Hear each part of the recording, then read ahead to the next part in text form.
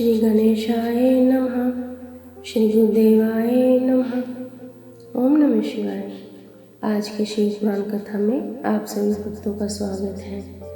आज की कथा में श्री रुद्र संहिता तृतीय खंड 44वां अध्याय मैना का विलाप एवं हट। ब्रह्मा जी बोले, नारद, जब हिमालय पत्नी मैना को होश आया तब वे बड़ी दुखी थी और रोए जा रही थी। उनका जोर जोर से दहाड़े मारकर रोना रुकने का नाम ही नहीं ले रहा था। वे रोते हुए अपने पुत्रों, पुत्री तथा अपने पति गिरिराज हिमालय सहित देव ऋषि नारद व सप्त ऋषियों की निंदा करते हुए उन्हें कोस रही थी। मैना बोली, हे नारद मुनि, आपने ही हमारे घर आकर यह कहा था कि शिवा शिव का वर्ण करेंगी। तुम्हारी बातों को मानकर हम सब ने अपनी पुत्री पार्वती को भगवान शिव की तपस्या करने के लिए वनों में भेज दिया। मेरी बेटी ने अपने तप के द्वारा सभी को प्रसन्न कर दिया। उसने ऐसी तपस्या की जो कि बड़े बड़े ऋषि मुनियों के लिए भी कठिन है, परंतु उसकी इतनी पूजा आराधना का यह फल उसे मिला जो कि देखने में भी दुख देने वाला है। इसे देखकर हमें अत्यंत दुख और भय प्राप्त हुआ है। हे भगवान, मैं क्या करूं, कहाँ जाऊं? भला कौन मुझ इस असह्य दुख से छुटकारा दिला सकता है? मैं तो किसी को भी अपना मुंह दिखाने योग्य नहीं रही। भला कोई देखो, वे दिव्य सप्तऋषि और उनकी वो धूर्त पत्नी अरुंधति कहाँ चली गई, जो मुझे समझाने आई थी, जिसने मुझे झूठ सच कह कहकर जबरदस्ती इस विवाह के लिए मेरी स्वीकृति ले ली थी। यदि वे मेरे सामने आ जाएं, तो मैं उन ऋषियों की दाढ़ी मूछ नोच लूँ। हाय, मेरा तो सब कुछ लूट गया, मैं तो पूरी तरह से बर्बाद हो गई हूँ। यह कहकर देवी मैना अपनी पुत्री पार्वती से बोली, तूने हमसे कौन से जन्म का बदला लिया है? तूने यह क्या कार्य कर दिया जो तेरे माता पिता के लिए अत्यंत दुख का कारण बन गया है? इस प्रकार मैना पार्वती को खूब खरी खोटी सुनाने लगी। वे कहने लगी कि ना समझ, तूने सोने के बदले कांच खरीद लिया है। सुंदर सुगंधित चंदन को छोड़कर अपने शरीर पर कीचड़ का लेप कर लिया है। यह मूर्खा तो यह भी नहीं समझती कि इसने हंस को उड़ाकर उसके स्थान पर कोए को पाल लिया है। गंगा जल, जिसे सबसे पवित्र माना जाता है, उसे फेंककर कुएं के जल को पी लिया है। उजाले को पाने की चाह लेकर उसके स्रोत सूर्य को छोड़कर जुगनू को पकड़ने के लिए दौड़ रही है। चावल के भूसे को रखकर अच्छे चावलों को फेंक रही है। बेटी, तूने हमारे कुल के यश का सर्वनाश करने की इच्छा कर ली है, तभी तो मंगलमयी विभूति को फेंककर घर में चिता की अमंगलमयी राख को लाना चाहती है। जानवरों के सिरमौर सिंह को त्याग कर सियार के पीछे पड़ी है। पार्वती, तूने बड़ी भारी मूर्खता कर दी है, जो सूर्य, चंद्रमा, श्रीहरि विष्णु और देवराज इंद्र जैसे सुंदर, सर्वगुण संपन्न, परम ऐश्वर्य और वैभव के स्वामियों को छोड़कर दुष्ट नारद की बातों में आकर एक महागुरु शिव के लिए रात दिन वनों की खाक छानती रही और घोर तपस्या करती रही। तुझे, तेरी बुद्धि, तेरे रूप तथा तेरी सहायता करने वाले प्रत्येक उस मनुष्य को धिक्कार है जिसने तुझे गलत राह पर चलने में मदद की। हमको भी धिक्कार है जो मैंने और तेरे पिता ने तुझे जन्म दिया। सुबुद्धि देने वाले उन सप्तऋषियों को भी मैं धिक्कारती हूँ जिन्होंने गलत उपदेश देकर मुझे गलत रास्ते पर लाकर खड़ा कर दिया। उन्होंने तो मेरा घर जलाने का पूरा प्रबंध कर दिया है, मेरे कुल को सर्वनाश की कगार पर ले आए हैं। पार्वती, मैंने तुम्हें कितना समझाया, पर तू अपनी जिद पर अड़ी रही। पर अब और नहीं, अब मैं तेरी एक भी नहीं सुनूंगी। अब मैं तुझे मार डालूंगी तुझे जीवित रखने का अब कोई प्रयोजन नहीं है। तुझे मारकर खुद की जीवन लीला भी समाप्त कर दूंगी, भले ही मुझे नरक का भागी क्यों न होना पड़े। मेरा दिल करता है कि मैं तेरा सिर काट दूं, तेरे शरीर के टुकड़े टुकड़े कर दूं, तुझे छोड़कर कहीं चली जाऊं। यह कहकर देवी मैना मूर्छित होकर फर्श पर गिर पड़ी। तब उस समय उनकी ऐसी हालत देखकर सभी देवता उन्हें समझाने के लिए उनके पास गए। सबसे पहले मैं ब्रह्मा उनके पास पहुंचा। तब मुझे वहां देखकर नारद तुमने कहा, देवी आपको इस बात का ज्ञान नहीं है कि शिव जी बहुत सुंदर हैं। अभी तुमने उनका सही रूप देखा ही कहाँ है। अभी जो कुछ तुमने देखा है वह उनकी लीला मात्र है। देवी आप अपने क्रोध को त्याग दें और स्वस्थ होकर शुद्ध हृदय से विवाह का कार्य आरंभ करें। इतना सुनना था कि मैना के क्रोध की अग्नि भभक उठी। वे बोली, दुष्ट नारद, यहाँ से इसी समय चला जा। तू दुष्टों का भी दुष्ट और नीच है। तू मेरे सामने भूल कर भी मत आना। इसी समय यहाँ से निकल जा, मैं तेरी सूरत तक नहीं देखना चाहती। मैना के ये वचन सुनकर इंद्र आदि देवता दौड़कर वहाँ चले आए और बोले, हे पितरों की कन्या मैना, भगवान शिव तो इस समस्त चराचर जगत के स्वामी हैं। वे तो सबको सुख देने वाले तथा सबको मनोवांछित वर प्रदान करने वाले सर्वेश्वर हैं। वे तो भक्त वत्सल हैं और सदा ही अपने भक्तों के अधीन रहते हैं। आपकी पुत्री पार्वती ने कठिन तप करके भगवान शिव को प्रसन्न किया है तथा वरदान रूप में उनको अपना पति होने का वर प्राप्त किया है। तभी तो आज वे अपने दिए वरदान को पूरा करने के लिए उनका पानी ग्रहण करने के लिए यहाँ पधारे हैं। यह सुनकर मैना और अधिक रोने लगी और बोली, शिव तो बहुत भयंकर है। मैं अपनी पुत्री पार्वती कदापि उन्हें नहीं दूंगी। आप सब देवता क्यों ये षड्यंत्र रच रहे हैं? आप मेरी प्राण प्रिय फूलों के समान कोमल पुत्री को क्यों इन भूत प्रेतों के हवाले करना चाहते हैं? इस प्रकार देवी मैना सब देवताओं पर क्रोधित होकर उन्हें फटकारने लगी। जब वशिष्ठ आदि सप्तऋषियों ने देवी मैना के इस प्रकार के वचन सुने तो वे भी मैना को समझाने के लिए उनके निकट आ गए।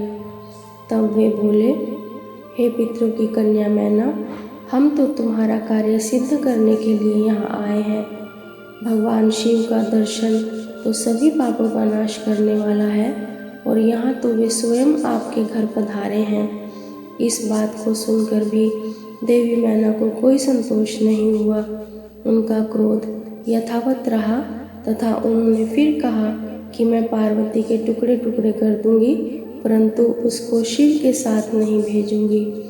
दूसरी ओर देवी मैना के इस व्यवहार से चारों ओर हाहाकार मच गया। जब शैलराज हिमालय को मैना के इस व्यवहार की सूचना मिली तो वे फौरन दौड़ते हुए अपनी पत्नी के पास आए और बोले, हे प्रिय, तुम इतनी क्रोधित क्यों हो रही हो? देखो हमारे घर में कौन कौन से महात्मा पधारे हैं और तुम इनका अपमान कर रही हो। तुम भगवान शंकर के भयानक रूप को देखकर भयभीत हो गई हो। देवी, वे तो सर्वेश्वर हैं। भय करना छोड़कर उनके मंगलमय रूप का दर्शन करो। विवाह के शुभ कार्यों का शुभारंभ करो। अपने हठ को छोड़ो और क्रोध का त्याग कर शिव पार्वती विवाह के मंगलमय कार्यों को संपन्न करो। देवी, तुम जानती हो कि भगवान शिव अनुपम लीलाएं करते हैं। यह भी उनकी लीला का एक भाग ही है। अतः तुम अपने मन के डर को दूर कर यथाशीघ्र पूर्ववत कार्य करो। शैलराज हिमालय के ये वचन सुनकर उनकी पत्नी मैना अत्यंत क्रोधित हो गई और बोली, हे स्वामी, आप ऐसा करिए कि पार्वती के गले में रस्सी बांधकर उसे पर्वत से नीचे गिरा दीजिए या फिर उसे समुद्र में डुबो दीजिए। चाहे कुछ भी करके उसकी जीवन लीला समाप्त कर दीजिए। मैं आपको कुछ नहीं कहूँगी, परंतु मैं पार्वती का हाथ किसी भी परिस्थिति में शिव को नहीं सौंपूंगी। यदि फिर भी आपने हठपूर्वक पार्वती का विवाह शिव से करने की ठान ली है तो मैं अपने प्राणों को त्याग दूंगी। अपनी माता मैना के ऐसे वचन सुनकर पार्वती उनके करीब आकर बोली, माता, आप तो ज्ञान की प्रतिमूर्ति हैं। आप सदा ही धर्म के पथ का अनुसरण करने वाली हैं। भला आज ऐसा क्या हो गया है जो आप धर्म के मार्ग से विमुख हो रही हैं? हे माता, महादेव जी तो देवों के देव हैं। वे निर्गुण निराकार हैं। वे तो परब्रह्म परमात्मा है और सबके सर्वेश्वर हैं। वे तो इस संसार की उत्पत्ति के आधार हैं। भगवान शिव भक्त वत्सल हैं एवं अपने भक्तों को सदैव सुख प्रदान करने वाले हैं। भगवान शिव सब अनुष्ठानों के अधिष्ठाता हैं। वे ही सबके कर्ता, हर्ता और स्वामी हैं। ब्रह्मा विष्णु भी सदा उनकी सेवा में तत्पर रहते हैं। हे माता, आपको तो इस बात का गर्व होना चाहिए कि आपकी पुत्री का हाथ मांगने के लिए देवता भी याचक की भांति आपके दरवाजे पर पधारे हैं।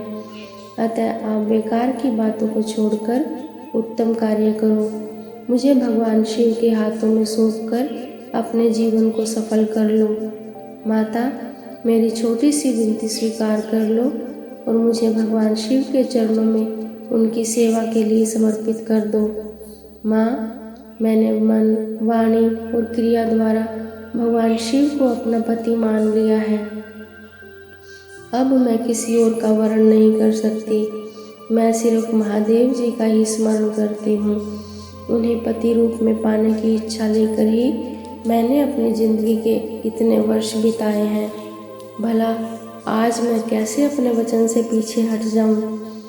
पार्वती जी के कहे वचनों को सुनकर मैना क्रोध के आधिक्य से उद्वेलित हो गई और उसे डांटने तथा बुरे वचन कहने लगी। मैना रोती जा रही थी। मैंने और वहाँ उपस्थित सभी महानतम सिद्धों ने देवी मैना को समझाने का बहुत प्रयत्न किया, परंतु सब निरर्थक सिद्ध हुआ। वे किसी भी स्थिति में समझने को तैयार नहीं थी। तभी उनके हठ की बातें सुनकर परम शिव भक्त भगवान श्री विष्णु वहाँ आ पहुँचे और बोले, हे पितरों की मानस पुत्री एवं शैलराज हिमालय की पत्नी मैना, आप ब्रह्मा जी के कुल से संबंधित हैं। इसी कारण आपका सीधा संबंध धर्म से है। आप धर्म की आधारशिला हैं। फिर भला कैसे धर्म का त्याग कर सकती हैं? इस प्रकार हट करना आपको शोभा नहीं देता। स्वयं सोचिए, भला सभी देवता, ऋषि मुनि और स्वयं ब्रह्मा जी और मैं आपसे असत्य वचन क्यों कहेंगे? भगवान शिव निर्गुण और सगुण दोनों ही हैं। वे कुरूप हैं तो स्वरूप भी हैं। सभी उनका पूजन करते हैं। वे ही सज्जनों की गति हैं। मूल प्रकृति रूपी देवी एवं पुरुषोत्तम का निर्माण भगवान शिव ने ही किया है। मेरी और ब्रह्मा जी की उत्पत्ति भी भगवान शिव के द्वारा ही हुई है। उसके बाद सारे लोगों का हित करने के लिए उन्होंने स्वयं भी रुद्र का अवतार धारण कर लिया है। तत्पश्चात वेद, देवता तथा इस जल थल में जो भी चराचर वस्तु या प्राणी दिखाई देता है, उस सारे जगत की रचना भगवान शिव ने ही की है। हे देवी, कोई भी उनके रूप को नहीं जानता और न ही जान सकता है। यहाँ तक कि मैं और ब्रह्मा जी भी उनकी समस्त लीलाओं को आज तक नहीं जान पाए हैं। इस संसार में जो कुछ भी विद्यमान है वह भगवान शिव का ही स्वरूप है। यह तो भगवान शिव की ही माया है जो वे स्वयं आपको अपना रूप इस प्रकार दिखा रहे हैं। हे देवी, आप सब कुछ भूलकर सच्चे मन से शिव जी का स्मरण करके उनके चरणों में अपना ध्यान लगाएं। आपके सारे दुख और क्लेश मिट जाएंगे और आपको परम सुख की प्राप्ति होगी। श्री हरि विष्णु द्वारा जब मैना को इस प्रकार समझाया गया तो देवी मैना का क्रोध कुछ कम हुआ। वस्तुतः शिव जी की माया से मोहित होने के कारण ही वे यह सब कर रही थी। कुछ शांत होने पर उन्होंने कुछ देर मन में विचार किया। तत्पश्चात मैना श्री हरि विष्णु जी से बोली, प्रभु, मैं आपकी हर बात समझ गई हूँ। मैं यह भी जानती हूँ कि भगवान शिव सर्वेश्वर हैं और इस जगत के कण कण में व्याप्त हैं। मैं आपकी इच्छा अनुसार भगवान शिव को अपनी पुत्री सौंप सकती हूँ, पर मेरी एक शर्त है। तब विष्णु जी के आग्रह करने पर देवी मैना ने कहा, यदि महादेव जी सुंदर शरीर धारण कर लें तो मैं सहर्ष अपनी पुत्री पार्वती का विवाह उनसे कर दूंगी। ऐसा कहकर देवी मैना चुप हो गई। धन्य है भक्त वत्सल त्रिलोकीनाथ भगवान शिव की माया, जो सबको मोह में डालने वाली है। 45वां अध्याय। शिव का सुंदर व दिव्य स्वरूप दर्शन। ब्रह्मा जी बोले, हे नारद, उस समय जब देवी मैना ने विष्णु जी के सामने इस प्रकार की शर्त रखी, तब मैंने तुमको भगवान शिव के पास जाने का आदेश दिया। तुमने वहां जाकर उनकी स्तुति की और उन्हें संतुष्ट किया। तब तुम्हारी बात मानकर तथा देवताओं का कार्य सिद्ध करने की इच्छा से भगवान शिव ने प्रसन्नतापूर्वक अद्भुत, उत्तम एवं दिव्य रूप धारण कर लिया। उस समय भगवान शिव कामदेव से भी अधिक रूपवान लग रहे थे। उनके सुंदर रूप लावण्य को देखकर तुम प्रसन्न होते हुए तुरंत देवी मैना के पास आकर उन्हें यह शुभ समाचार देने के लिए चले गए। वहां पहुंचकर जहां देवी मैना बैठी थी, उन्हें देखकर तुम बोले, हे शैलराज की पत्नी और पार्वती की माता मैना, आप चलकर स्वयं भगवान शिव के सुंदर और मनोहारी रूप का दर्शन करें। यह समाचार पाकर मैना की प्रसन्नता की कोई सीमा न रही। वे आपको अपने साथ लेकर भगवान शिव के दर्शन करने के लिए गई। वहां पहुंचकर मैना ने भगवान शिव के परम आनंददायक सुंदर रूप के दर्शन किए। शिव जी का मुखारविंद करोड़ों सूर्यों के समान तेजस्वी, सुंदर एवं दिव्य था। उनके विशाल मस्तक पर चंद्रमा सुशोभित था। सूर्य ने उनके सिर पर छत्र धारण कर रखा था। भगवान शिव प्रसन्न मुद्रा में थे। वे ललित लावण्य से युक्त मनोहर गौरवर्ण चंद्रलेखा से अलंकृत होकर बिजली की सी भांति चमक रहे थे। विष्णु सहित सभी देवता एवं ऋषि मुनि उनकी प्रेम पूर्वक सेवा कर रहे थे। उनके शरीर पर दिव्य अलौकिक सुंदर वस्त्र व आभूषण शोभा पा रहे थे। गंगा और यमुना चंवर डुला रही थी और अनिमा आदि 8 सिद्धियां मुग्ध होकर नाच गा रही थी। इस प्रकार भगवान शंकर सुंदर व दिव्य रूप धारण करके बारात लेकर हिमालय के घर की ओर आ रहे थे। उनके साथ साथ मैं, विष्णु जी तथा देवराज इंद्र भी विभूषित होकर चल रहे थे।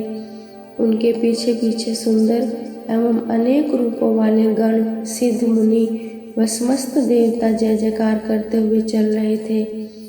समस्त देवता इस विवाह को देखने के लिए बड़े ही उत्कंठित थे और अपने परिवार के साथ शिव जी के विवाह में सम्मिलित होने के लिए आए थे। विश्वसु आदि गंधर्व व सुंदर अप्सराएं भगवान शिव के यश का गान करते हुए चल रहे थे। भगवान शिव के गिरिराज हिमालय के द्वार पर पधारते ही वहाँ महान उत्सव होने लगा। उस समय महादेव जी की शोभा अद्भुत व निराली थी। उनका सुंदर विलक्षण रूप देखकर पल भर के लिए मैना चित्रलिखित सी होकर रह गई। फिर प्रसन्नतापूर्वक बोली, हे देवादिदेव महेश्वर शिव जी, मेरी पुत्री पार्वती धन्य है जिसने घोर तपस्या करके आपको प्रसन्न किया। मेरा सौभाग्य है कि परम कल्याणकारी भगवान सदाशिव आज मेरे घर पधारे हैं। भगवान, मैं अक्षम्य अपराध कर बैठी हूँ। मैंने आपकी बहुत निंदा की है। प्रभु, मैं आपसे दोनों हाथ जोड़कर क्षमा मांगती हूँ। कृपा कर मेरी भूल क्षमा करें और मुझ पर प्रसन्न हो जाएं। इस प्रकार चंद्रमौली भगवान शिव की स्तुति करती हुई शैलप्रिया मैना लज्जित होते हुए नतमस्तक हो गई। उस समय पूर्ववासिनी स्त्रियां सभी घर के कामों को छोड़कर बाहर आकर भगवान शिव के दर्शन की लालसा लेकर उन्हें देखने का प्रयत्न करने लगी। चक्की पीसने वाली ने चक्की छोड़ दी। पति की सेवा में लगी हुई पत्नी पति की सेवा छोड़कर भाग गई।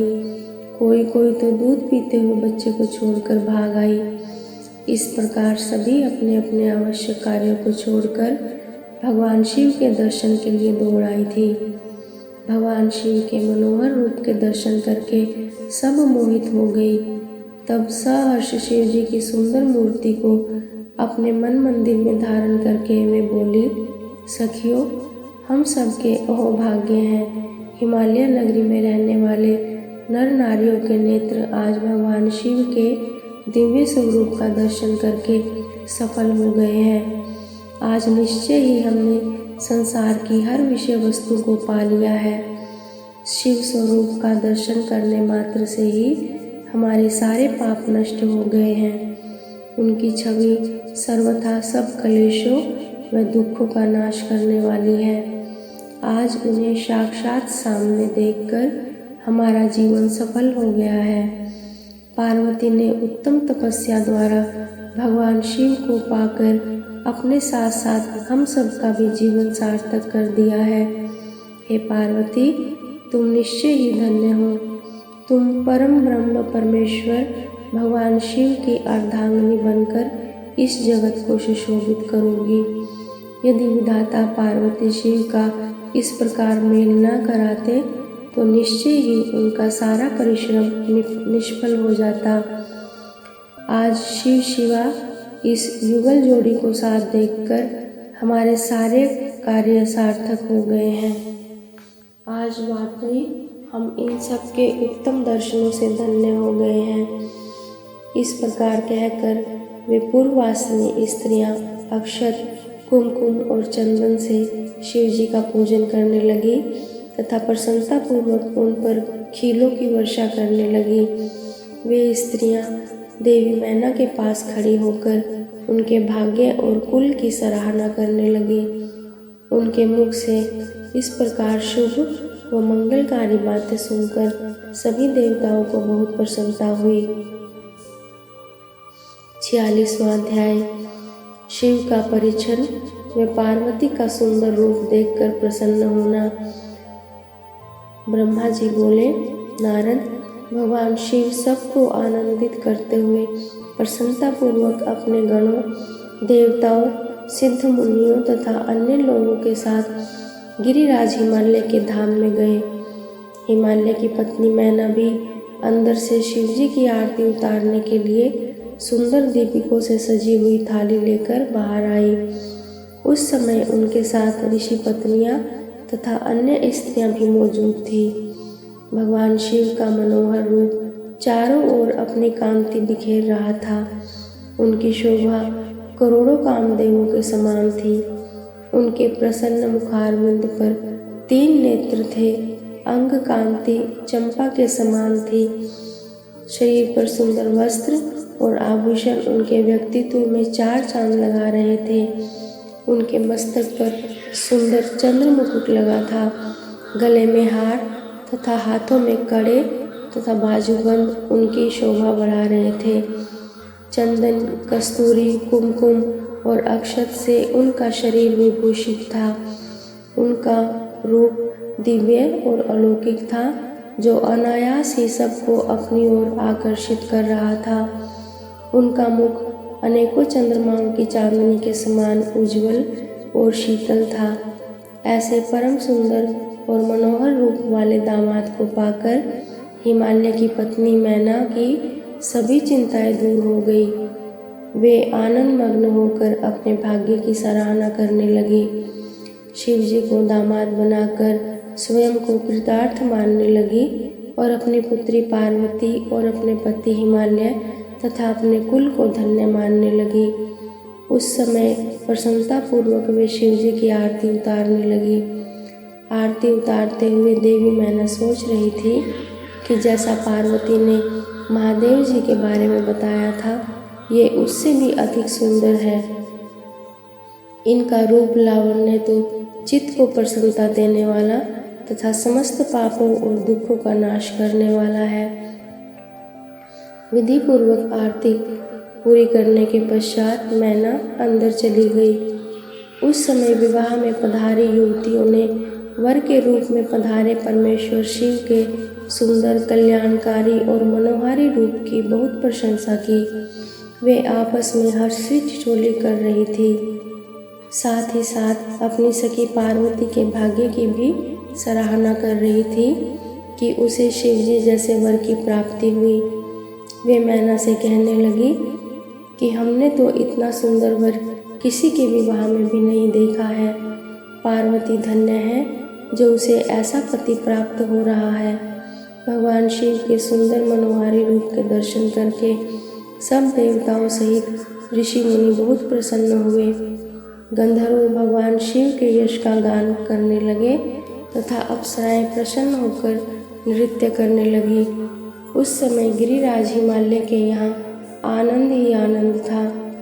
हिमालय ने आदर पूर्वक मंगलाचार किया और मैना सहित वहाँ उपस्थित सभी नारियों ने वर का परीक्षण किया तथा घर के भीतर चली गई।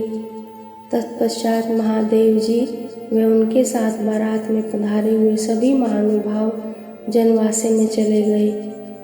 तत्पश्चात साक्षात दुर्गा का अवतार देवी पार्वती कुल देवी की पूजा करने के लिए अपने कुल की स्त्रियों सहित अपने अंतपुर से बाहर आई। वहाँ जिसकी दृष्टि भी पार्वती पर पड़ी वह उन्हें देखता ही रह गया। पार्वती की अंग कांति नील अंजन के समान थी। उनके लंबे घने और काले केश सुंदर चोटी में गुथे हुए थे। मस्तक पर कस्तूरी की बिंदी के साथ सिंदूरी बिंदी उनके रूप लावण्य को बढ़ा रही थी। उनके गले में अनेक सुंदर रत्नों से जड़े हार शोभित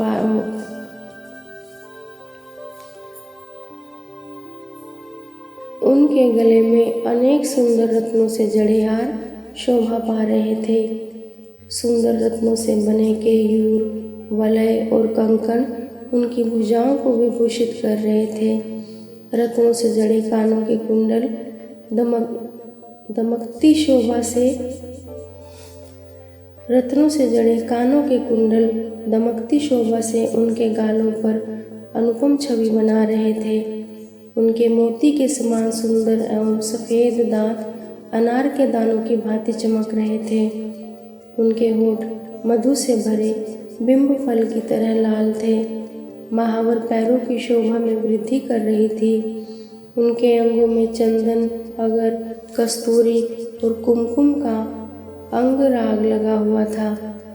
पैरों में पड़ी पाजेब से निकली घुंघरुओं की रुनझुन की आवाज़ कानों में मधुर संगीत घोल रही थी।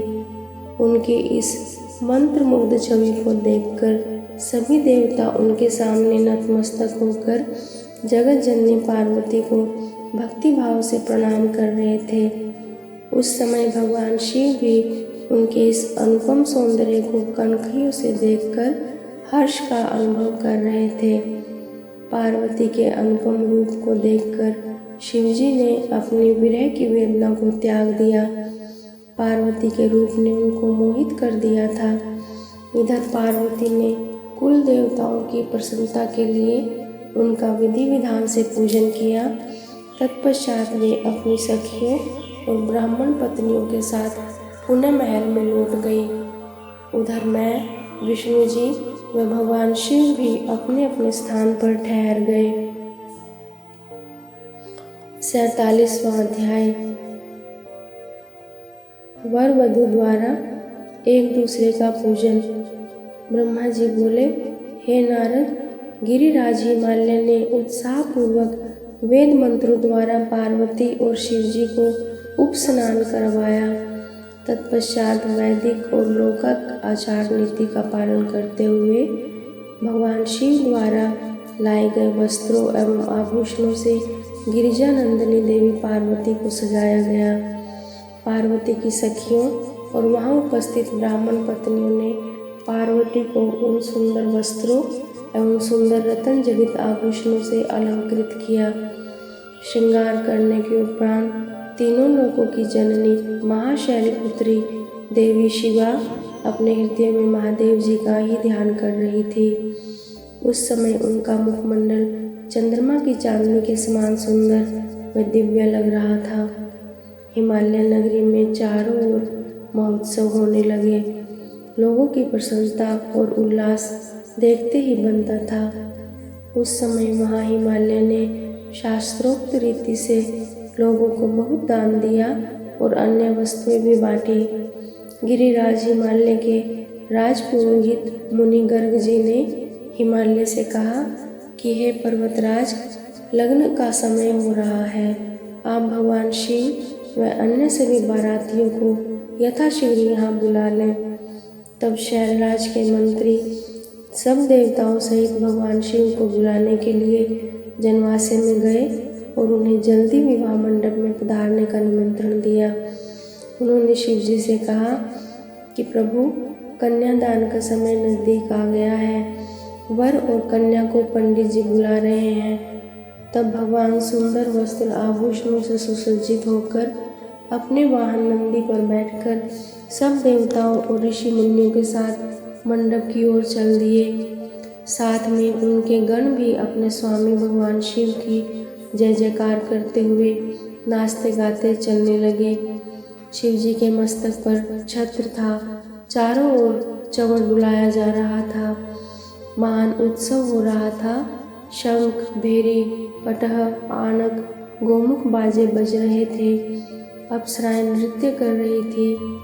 चारों दिशाओं से देवगण उन पर पुष्पों की वर्षा कर रहे थे। इस प्रकार महादेव जी सुशोभित होकर यज्ञ के मंडप पर पहुँचे। मंडप के द्वार पर उनकी प्रतीक्षा कर रहे पर्वतों ने आदर पूर्वक उन्हें नंदी पर से उतारा और भीतर ले गए। शैलराज हिमालय ने भक्ति पूर्वक उन्हें नमस्कार किया और विधि विधान के अनुसार उनकी आरती उतारी। उन्होंने भगवान श्री हरि विष्णु तथा मुझे और सदाशिव को पाद्य अर्घ्य दिया और सुंदर आसनों पर हमें बिठाया।